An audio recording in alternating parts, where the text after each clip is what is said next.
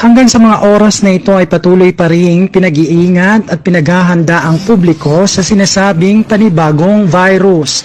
Darating na ang pinangangambahan at kinatatakutan ng lahat.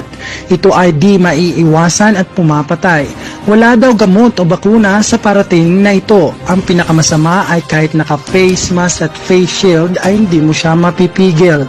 Ang tawag dito ay Velsa 30 at kahit nasa bahay ka pa ay makakapasok pa din sa bahay nyo.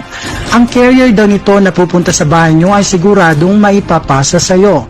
Hindi ka muna makakaranas ng sakit ng ulo, pero pag nasa kamay mo na at galing sa kamay ng iba ay bigla na lang sasakit ulo mo dahil sa problemang dulot nito.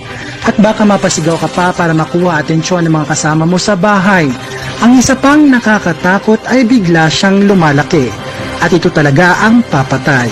Mahirap talaga ang Velsa 30 dahil madami itong klase. Una, Velsa kuryente, Velsa tubig, Velsa telepono at cellphone, Velsa internet, Velsa cable, Velsa ibang kapecho mobes, at Vel removal expenses. Lalo na kung umuupa ka sa bahay, Velsa renta.